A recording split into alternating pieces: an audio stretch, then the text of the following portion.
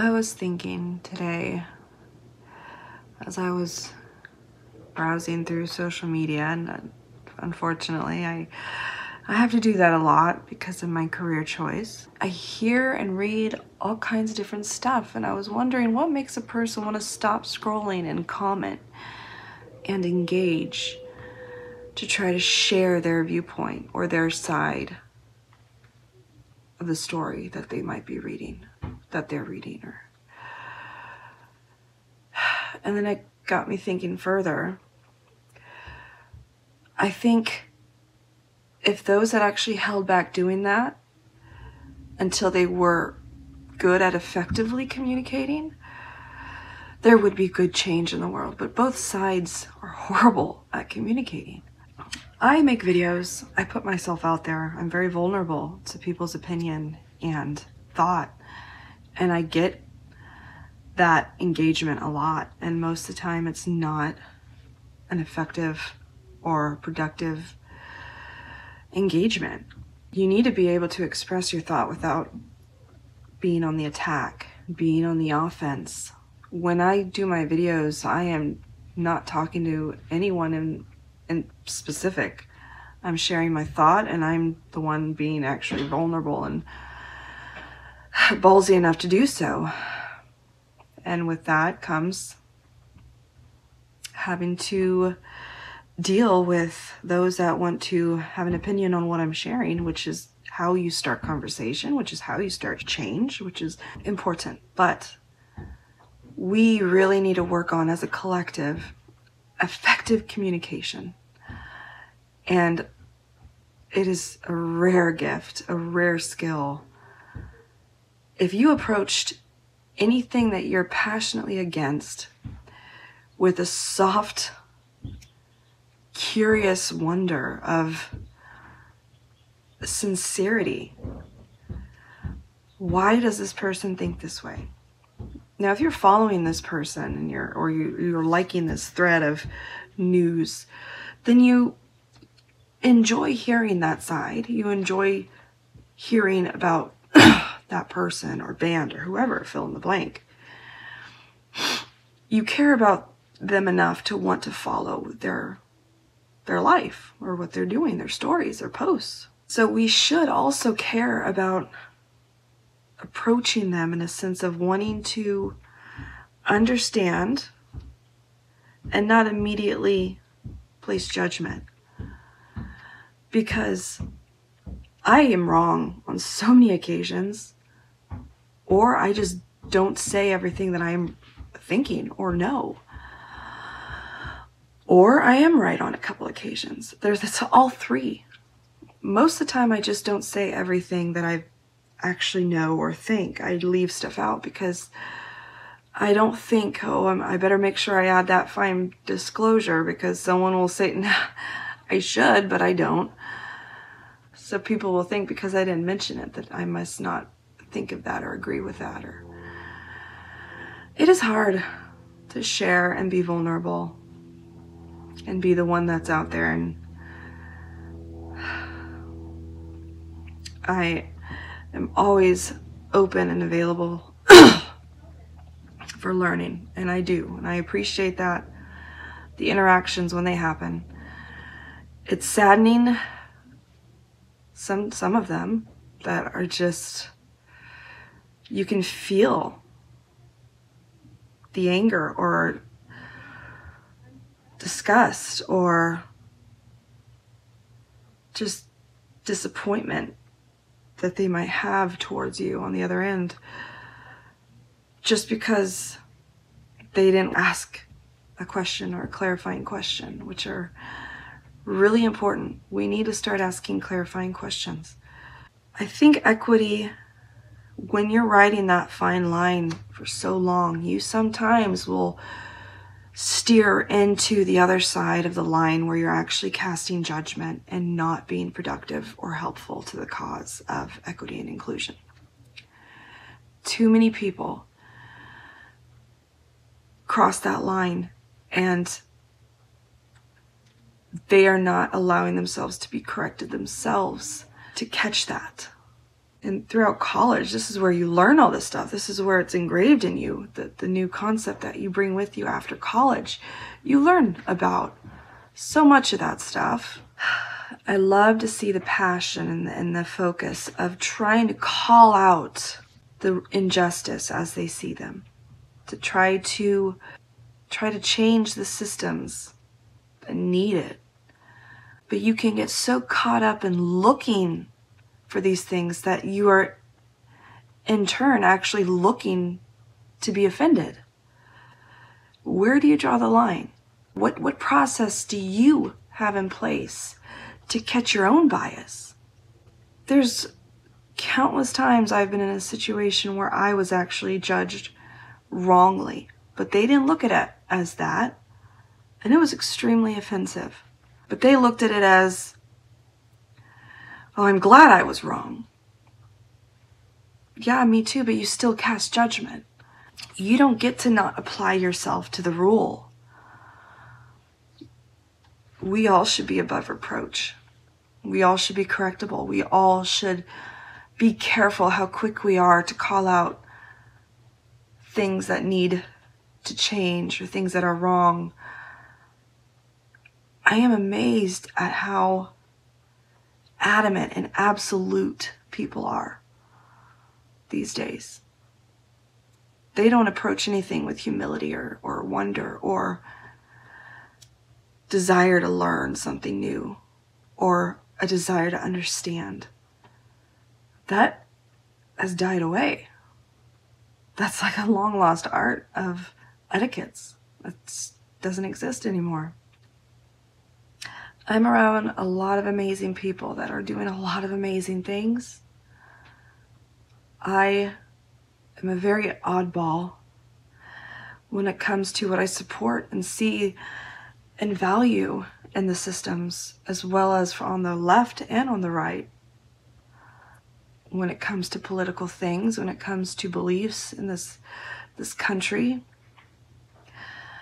I take both sides, the good from both sides, because that is life. There's no side that is better than another, honestly. They all have their demons, they all have their darkness, they all have their flaws, they all have their lies, their corruption. When you start to think that you have your shit together and that you think you know what you know is correct, that is when you've gone too far, in my humble opinion. There's not a single thing I could think of where I feel like I have it all together, that this is it. I'm on the right side of the coin here. Not in parenting, not in marriage, not in my political views. Not a single thing can I confidently say. I'm always riding that line. I'm always walking that thin wall, tipping over on either side, ready to be corrected, ready to learn, ready to fall, ready to pick myself up, climb back up there and continue. That's sad that is no longer a thing. Not in this society. I've never gone out of my way to confront someone and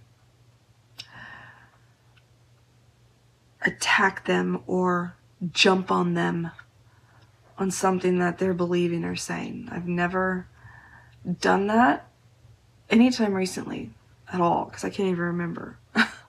That's just not who I am.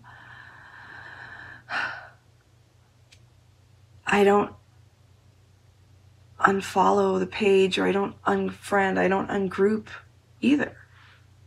I listen and I see if I can understand, and if I don't, I do research. If I don't, I keep following the person to see if I can understand more about what they might be saying. Or if I really am that interested, I'll go out of my way and ask them, tell me more. Why do you think this? Really? Oh, because I always thought this. And then we can have a normal debate, a normal conversation. But now it's just point out the flaws, point out the injustice, call it out. Don't hesitate anymore. What if you're wrong? Just be happy that you're wrong and move on as if you've done nothing wrong? People don't like to be judged. They don't like to have someone's crooked finger pointed in their face. It's never been a thing.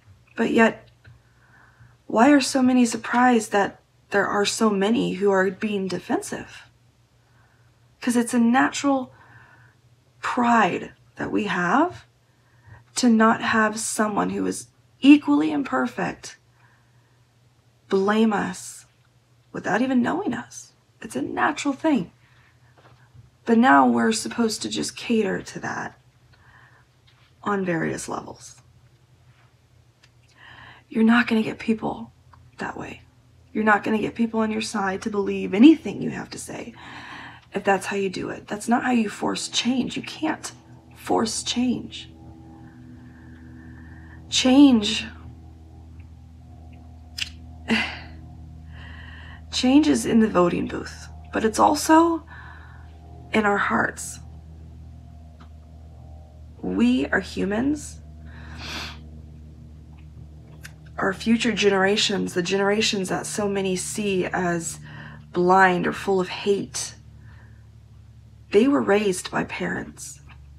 So where do you get in to try to make the most change? You get to the children.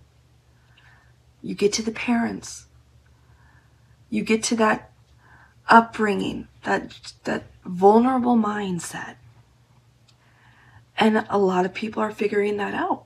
Unfortunately, the wrong people can figure that out too, because they know that's a very vulnerable stage and they can do the most impact.